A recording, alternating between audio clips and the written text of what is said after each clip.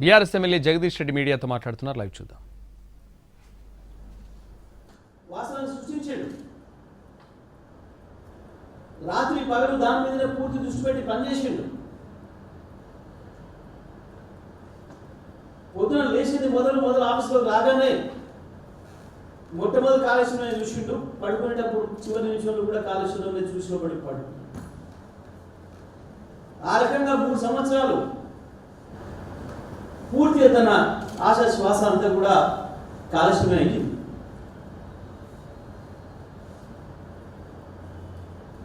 గొప్ప గొప్ప టెక్నాలజీ సాధించమని చెప్పుకున్న ప్రపంచ దేశాలు అనేక దేశాల నుంచి ఇదంత అద్భుతమైన అవకాశాన్ని తెలంగాణ రైతాంగానికి ఇచ్చింది కేసీఆర్. కానీ ఇవాళ దాని మీద ఆధారపడ్డ అనేక మిషన్ భగీరథ పథకాలు, మంచినీళ్ళకు సంబంధించిన మిషన్ భగీరథ పథకాలకు సంబంధించిన అనేక రకమైన రిజర్వాయర్లు ఉన్నాయి.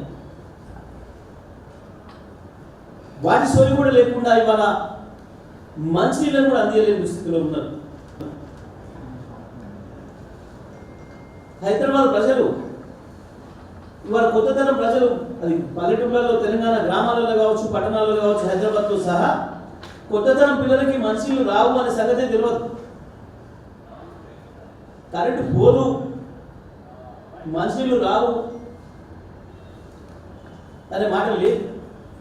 కానీ ఇవాళ సిగ్గు ఎగ్గు లేకుండా హైదరాబాద్లో కూడా మంచినీళ్ళు కాపాడుకోండి, నీళ్ళు ఇవ్వలేము అని చెప్పి చెప్పుకుంటున్న సిగ్గు తప్పిన ప్రభుత్వం. నీళ్ళు సేవ్ చేసుకోండి. మళ్ళా పూర్వకాలంలో కేసీఆర్ రాకముందు డ్రమ్ములు, బకెట్లు, బిందెలు, చెంబులు, ఆఖరి గ్లాసులలో కూడా నీళ్ళు ఎట్టయితే నింపి దాచిపెట్టుకున్నారో హైదరాబాద్ ప్రజలు, పట్టణ ప్రజలు మీ అందరికీ మళ్ళీ పాత జ్ఞాపకాలు వస్తున్నాయి. పల్లెలతో సహా పల్లెల్లో మళ్ళీ బోర్బావుల దగ్గరికి కిలోమీటర్ల కొద్ది నడిచిపోయి గంటల తరబడి కరెంటు కొరకు ఎట్లా వెయిట్ చేసి నీళ్ళు తెచ్చుకోరు ఆనాడు బిందెడు మంచినీళ్ళు. ఇవాళ మళ్ళీ తెలంగాణ ప్రజలకు ఆ విషయాన్ని గుర్తు చేస్తున్నారు. నీళ్ళు దాచిపెట్టుకోండి. మళ్ళీ ట్యాంకర్ల దందా మొదలైంది. హైదరాబాద్తో సహా పట్టణాలు, పల్లెలకు తేడా లేకుండా మళ్ళీ ట్యాంకర్ల దందా మొదలైంది. సిగ్గుండాలి ప్రభుత్వానికి. ఇంత పొడుగు మాటలు మాట్లాడుతున్నాడు ఒకడొకడు. అవే బూతులు, అవే చెత్తవాగుడు.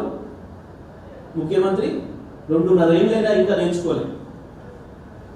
పరిపాలన అంటే ఎందుకు తెలియదు. ప్రజల పట్ల సోయి లేదు. కొత్త సృష్టించదు, కొత్త ఏలేవు. దీంతో కాదు, ఇంకా జ్ఞానం లేదు.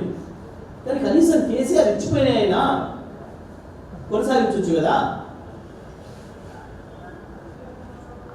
తెలంగాణ 60 ఏళ్ళు